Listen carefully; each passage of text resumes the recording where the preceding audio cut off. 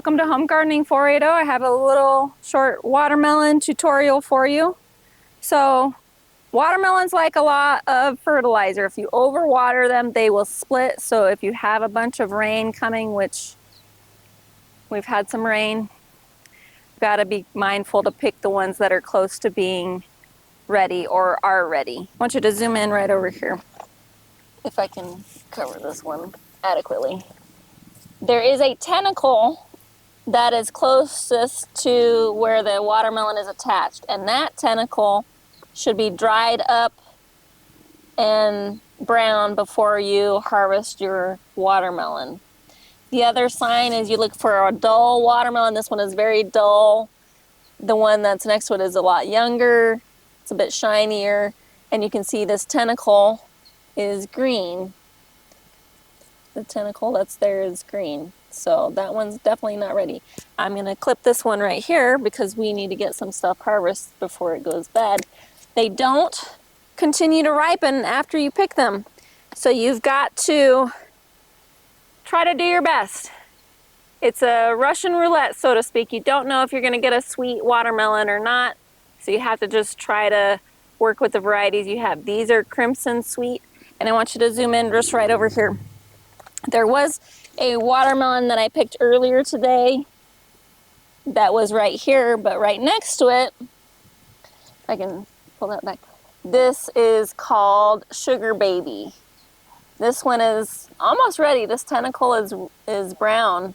I'll come by and pick up this one soon, but the bottom, it's got not quite that yellow patch that you look for, but that one's almost ready. I'm gonna pick that one.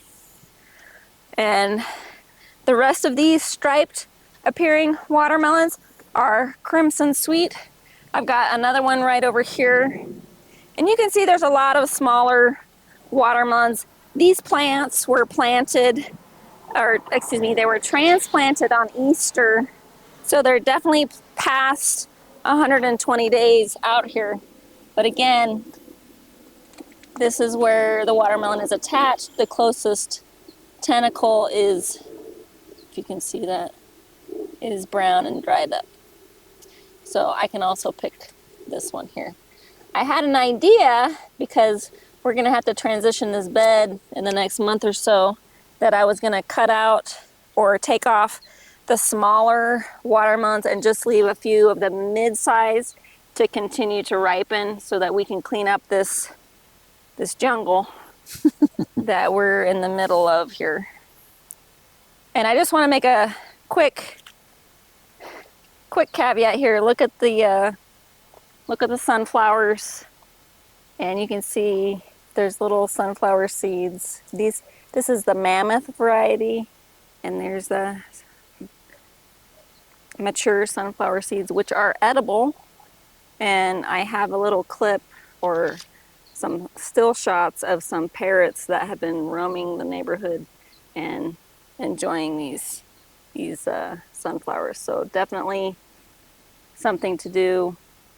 Gives you some wildlife sustenance.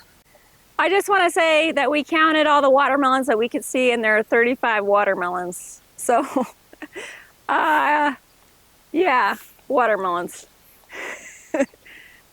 Anyway, thanks for joining us. Join us on our next video. We've got some more coming up for you, and hope you're having a great day.